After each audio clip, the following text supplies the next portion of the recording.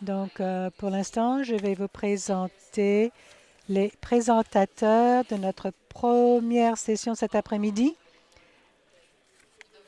C'est le plan du protocole de la grâce et réconciliation à travers la séparation. Et voilà, nous avons le révérend Keith Boyette, qui est le président de l'Association d'Alliance wesleyenne, le révérend Junius Dodson, qui est le secrétaire général des ministères du discipulat, et Jan Lawrence, qui est la directrice exécutive du réseau des ministères de réconciliation. Bon après-midi. C'est vraiment mon grand plaisir d'être le premier présentateur après le déjeuner. Le Seigneur a dit à Ésaïe, oublie tout ce qui est ancien, ne demeure pas dans le passé. Vois, je fais une chose nouvelle qui apparaît. Tu ne la vois pas? Je fais une voie à travers le désert et les rivières. C'est ma joie et mon grand privilège de vous parler concernant le protocole de la réconciliation et de la grâce à travers la séparation. Mes amis, nous avons été dans le désert depuis 1939 de la conférence générale. Ça ne résout pas du tout nos différences. En fait, ça intensifie nos conflits. Et en reconnaissant cette réalité, l'évêque Yambasu a invité plusieurs d'entre nous à travers l'éventail de nos perspectives théologiques et nous nous sommes réunis cette année dernière ou tout au long de l'année. Et ceci se focalise sur un avenir pour ne arrêter de faire du mal à l'Église entière. Nous n'avons pas été d'accord du tout sur rien du tout à notre première réunion, mais nous avons bien convenu que nous sommes dans une impasse. Nous sommes à une impasse qui paralyse la mission, le ministère à travers notre connexion. Nous sommes d'accord, nous avons convenu qu'il nous faut vraiment avoir un mouvement vers la vitalité et nous devons intentionnellement atteindre les gens pour les amener à Jésus-Christ. Nous savons que notre Église est dans le déséquilibre et nous avons convenu que la séparation est inévitable. Nous savons que notre groupe était divers, avait beaucoup de diversité, apportait beaucoup de différentes perspectives et le médiateur Ken Feinberg est renommé partout dans le monde. Il nous a parlé concernant l'importance historique de notre réunion. Il a aussi été le médiateur concernant les victimes après le 11 septembre et beaucoup de catastrophes. Mais la compréhension, à tout compte fait, à la fin de la médiation, c'est que tout le monde est au même niveau. Personne n'est gagnant, personne n'est perdant. Donc, tous les côtés, alors, doivent faire des compromis pour pouvoir dire oui et non, même parmi le désaccord. Donc, ce protocole est le résultat d'une collaboration entre des personnes qui n'étaient pas d'accord du tout sur plusieurs choses, mais qui ont l'Église et sa mission à cœur. Moi, je vous dis que j'ai beaucoup d'espoir. J'ai beaucoup d'espoir pour la toute première fois depuis très longtemps, parce que je pense que le protocole nous donne maintenant une voie, un moyen pour que nous détournons notre focalisation sur les propositions législatives, les litiges impossibles et de retourner à la liturgie. Oui, Dieu fait une nouvelle chose. Le protocole crée un processus qui est rempli d'espoir. Ça ne prédétermine pas du tout les résultats. Nous voulons peut-être un certain résultat, mais ça nous donne un processus clair qui permet à l'Église méthodiste unie de continuer tout en honorant et respectant les personnes qui ont de grandes convictions et qu'ils doivent se séparer afin de vivre leurs convictions avec intégrité. Ce protocole nous donne une voie à suivre, nouvelle, tout en respectant et honorant des expressions nouvelles. Et ça fournit une voie qui déplace et qui mène l'Église après ce protocole dans une nouvelle voie. Dieu nous a appelés d'atteindre les gens. Donc, ça définit des étapes très claires pour que nous puissions accomplir sans dissoudre notre dénomination. John et Keith, maintenant, vont vous donner de plus amples informations. Keith en premier. Merci, Junius. Ça a été vraiment une expérience incroyable et lorsque nous étions ensemble, nous avons découvert que lorsque nous n'avions pas confiance, nous avons pu établir cette confiance parmi nos désaccords. Nous avons passé 9 jours en négociation et 8 jours et demi, nous n'avions aucun accord entre nous. Mais nous avons pu atteindre un accord à cause de notre engagement, comme Junius a dit, et à cause de l'amour que nous avons pour l'Église et pour sa mission. Mon respect pour les personnes qui se trouvaient autour de la table avec moi est incroyable. Lorsque, là où nous n'avions pas pu discuter certaines choses, nous avons jeté les ponts pour que nous puissions le faire. Mon but maintenant, c'est de m'adresser au délai et au seuil de vote dans le protocole. Comme vous le savez, le protocole fournit qu'à la fin de la conférence générale de 2020, de nouvelles dénominations méthodistes pourraient indiquer qu'il voudrait être créé et puis il y aura un processus là où les conférences centrales, les conférences annuelles aux États-Unis et en dehors des États-Unis et les églises locales peuvent prendre une décision pour nous faire savoir comment elles veulent continuer. Parce que notre mission, c'est d'envoyer des disciples et de se multiplier pour Jésus-Christ. Alors, le premier niveau de décision, alors, il s'agit des conférences centrales. Les conférences centrales auront le droit de prendre une décision pour savoir s'ils veulent se séparer de l'Église méthodiste unie et rejoindre ou de former une autre dénomination méthodiste jusqu'en 31 décembre 2021. Ils doivent prendre leur décision selon un vote à la majorité des 2/3. Les autres seuils de vote sont les résultats des négociations et des compromis que nous avons faits. Je sais que ce plan est vraiment peut-être ébranlé. Tout dépend des autres aspects des décisions qui pourront être prises. Une fois que les conférences centrales prennent leurs décisions, les conférences annuelles en dehors et aux États-Unis auront l'occasion à ce moment-là de faire leur choix. Les conférences annuelles aux États-Unis peuvent commencer à prendre des décisions immédiatement après l'ajournement de la conférence générale 2020, mais auront jusqu'au 1er juillet 2021 pour prendre une décision finale. Les conférences annuelles en dehors des États-Unis auront une plus longue période puisque les conférences centrales se réunissent dans différentes dates après la conférence générale et ils auront jusqu'en 2022 pour le faire. Les conférences annuelles aux États-Unis et en dehors des États-Unis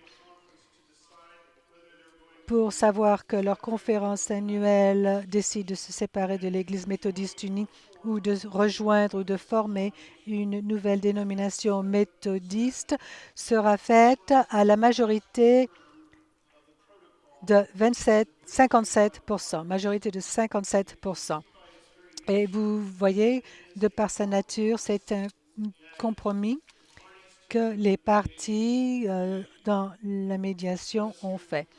Les personnes qui ont préféré une majorité 2 tiers voulaient les 2 tiers.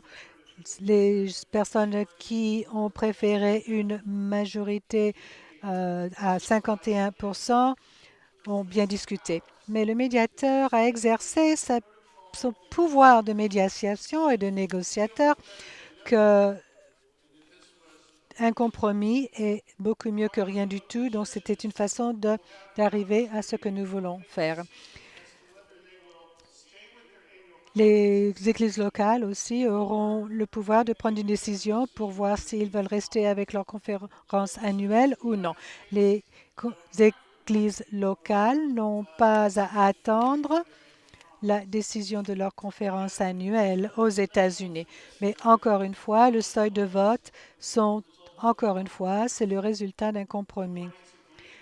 Nous avons convenu que les églises locales, les organes directeurs, que ce soit le conseil de l'Église, conseil d'administration, etc., c'est eux qui décideront quel sera le seuil de vote. Ça pourrait être une simple majorité, 50% plus 1 ou 2 tiers des membres de cette Église locale.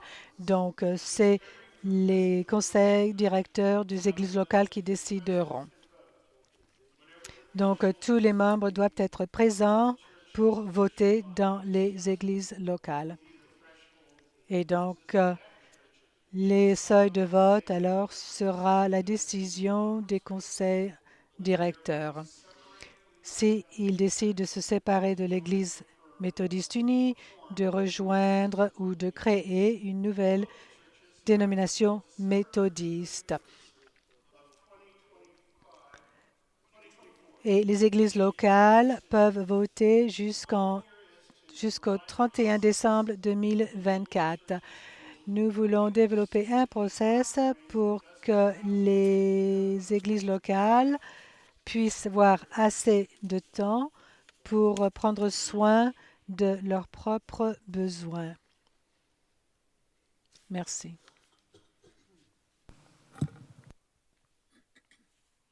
Bon après-midi. D'abord, je dis salutations du ministère de réconciliation. Mes prénoms sont elle. Je veux dire bienvenue à mes amies lesbiennes, mes sœurs lesbiennes et homosexuelles. Je sais que c'est difficile d'être ici et j'apprécie que vous soyez venus. Je veux parler de 2 parties de notre accord. D'abord, je veux parler de notre accord de finances et deuxièmement, c'est les moratoriums. Quand je vois l'accord de finances, je vois qu'il y a certaines choses que nous devons comprendre. D'abord, on a discuté longtemps pour parler de la séparation de finances. Ken Feinberg nous a donné le cadre pour la médiation. Une des parties était l'accord de finances.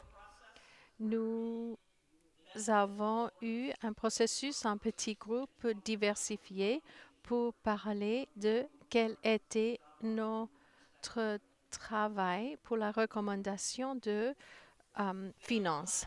Et puis, la dernière réunion, nous avons amené certains experts de finances de plusieurs parties de l'Église et nous avons compris les rapports disponibles à nous et on a pu poser des questions. Il y a 4 parties majeures, mais beaucoup de détails. Alors, j'ai parlé avec beaucoup d'entre vous hier et aujourd'hui, il y a beaucoup de questions concernant des finances et aussi partie du protocole. Il faut avoir beaucoup de temps pour résoudre tous les détails. Ce que nous avons fait, c'est d'être d'accord que les agences restent telles qu'elles sont. Donc, les conseils et les agences doivent rester capables de faire le ministère qu'ils avaient toujours fait.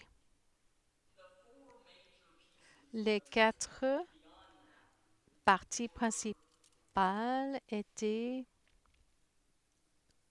d'abord trouver un moyen de protéger des parties de l'Église qui étaient impactées par les péchés du racisme.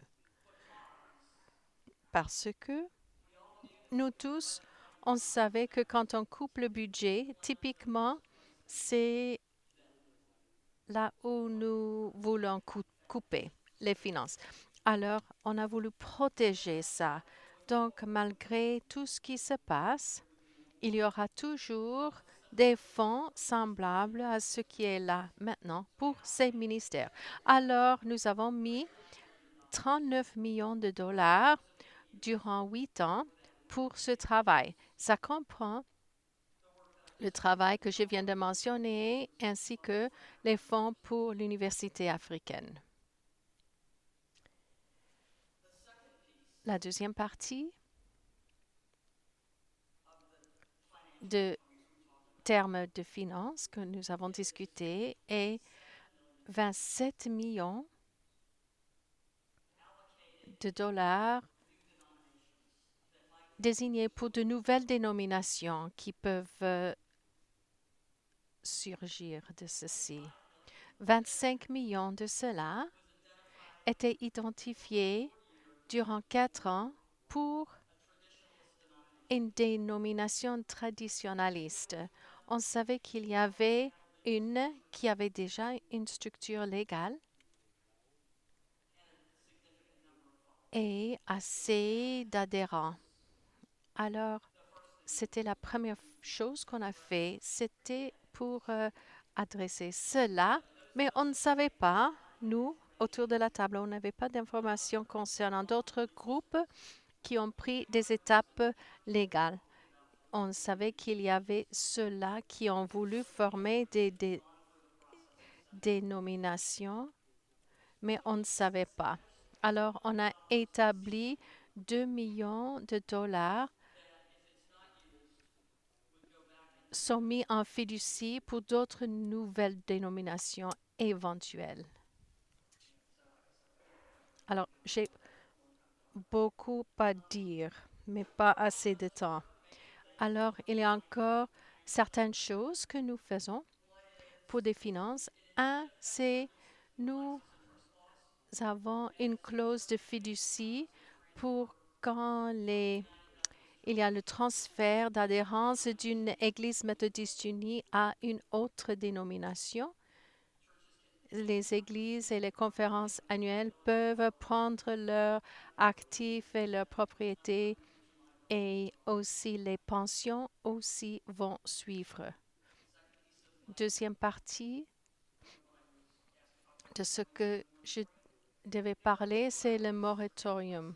Il y avait 2 choses, 2 endroits où nous avons demandé moratoire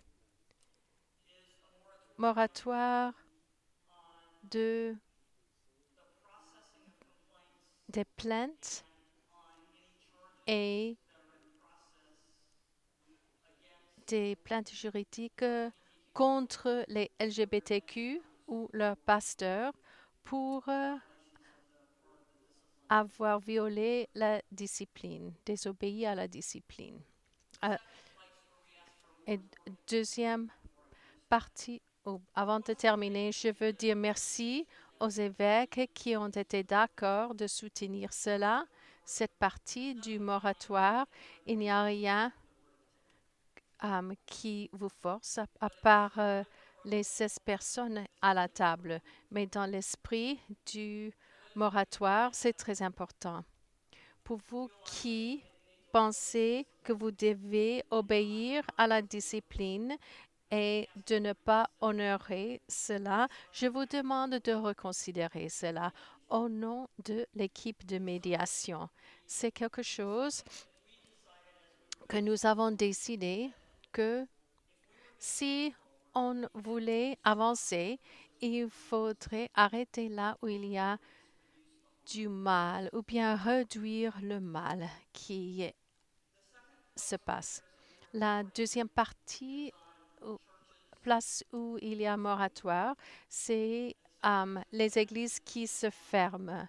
On n'a pas voulu qu'une église se ferme avant d'avoir l'occasion de s'aligner à une nouvelle dénomination ou bien l'ancienne dénomination. Alors, mon temps est épuisé. Alors, merci.